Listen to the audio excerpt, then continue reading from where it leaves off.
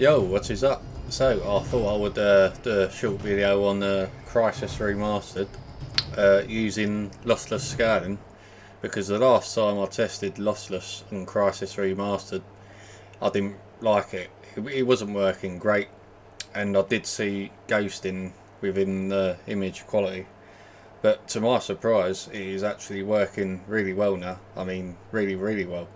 So, to the point where I'd actually use it in this game, because there are some parts where you will get some dips in the FPS, because it is very heavy on the CPU, even on the 9800 X3D. So to be fair, I was quite impressed, definitely.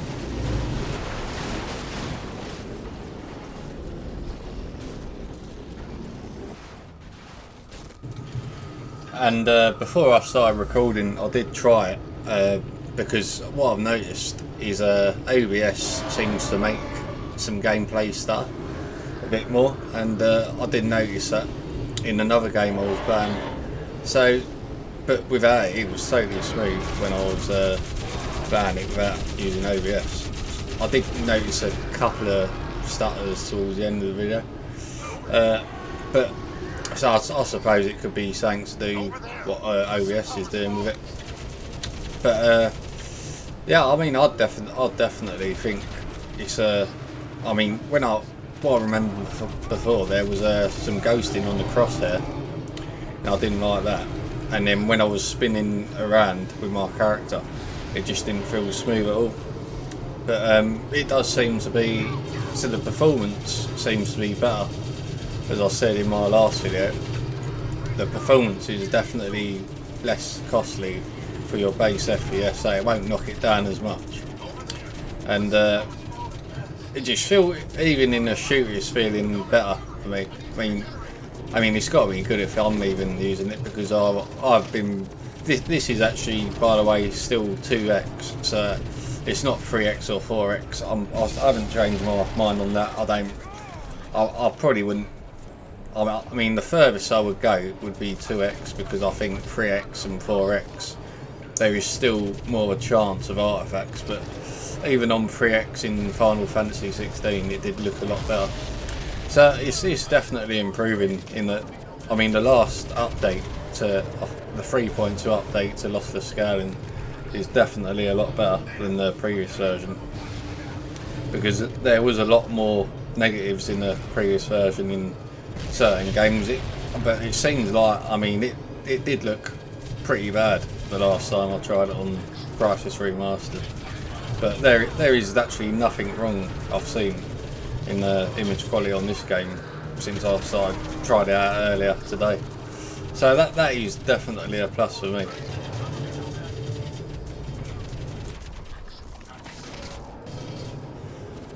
So yeah, considering how good it is now, for people that like maybe frame gen, it is definitely worth the price. I mean, I'm surprised it's this cheap when it's I mean, the AI, it does use AI lossless scaling as well, like Nvidia. So you literally get in a really good option, like for £4.53. It's on offer at the moment in Steam. So yeah, I can't knock it, to be honest. I think it's a great feature that for people that are locked out of it on the. I mean, AMD have got AFMF. But it's not as good as Lossless for image quality, in my opinion. If you want my honest opinion, I've tried both.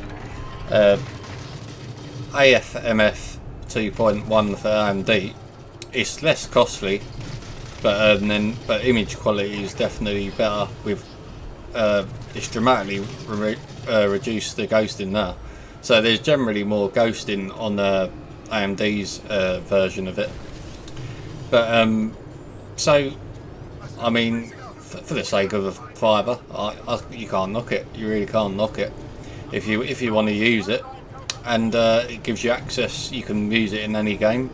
You just got to make sure you're in borderless, because full screen, it doesn't seem to work in a lot of games. But I mean, a lot of games, you literally got borderless support for pretty much every game I've tried, and it does seem to work in full screen in other games I've noticed. But I think it's just quite a few games it don't. So, but I haven't had a problem ever using it. I've turned it on pretty easy.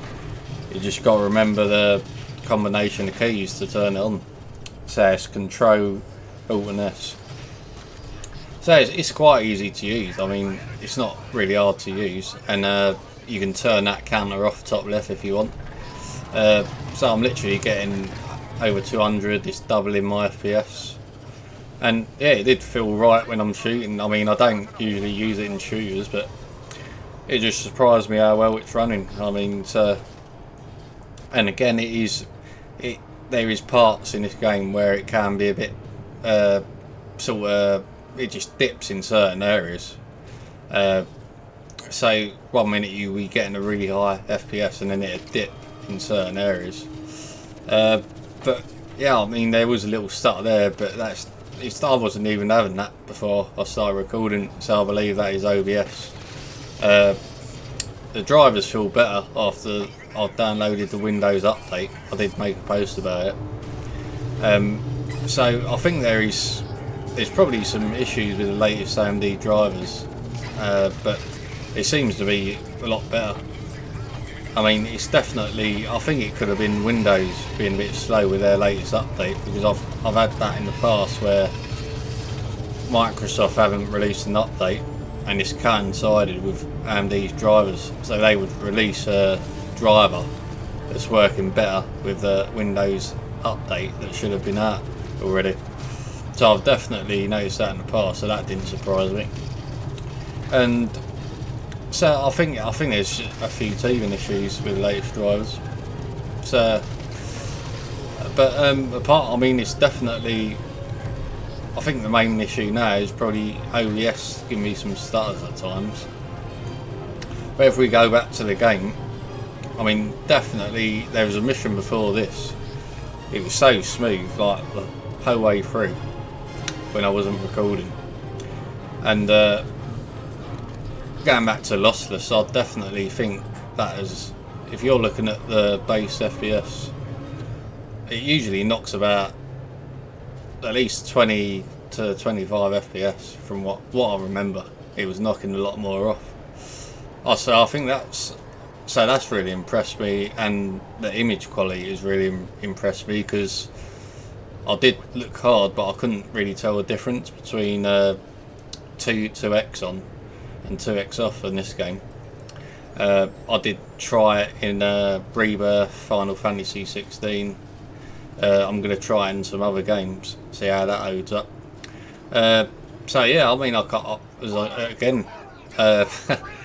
I just think Jensen is probably, he must be getting worried about this, because it's only gonna, once people literally find out how good this is, the Lossless, more people start trying it, they're gonna think, well, what's the point of getting the 5000 series? That's how I think anyway. I mean, for me it's logical. I mean, it's such a great little app. I mean, it's definitely, it doesn't seem to work on Linux, but apparently I saw today there is actually a way of getting it to work, but you don't get the latest update. So I probably wouldn't use it on Linux just yet, because I really like this latest update. So you would be missing out. You would get more ghosting on the previous versions of it. Anyway, yeah, it's definitely, I didn't expect it to be this good. Again, them stutters are definitely OBS, I think. I didn't notice that before. So thanks for watching, and I'll see you in the next one.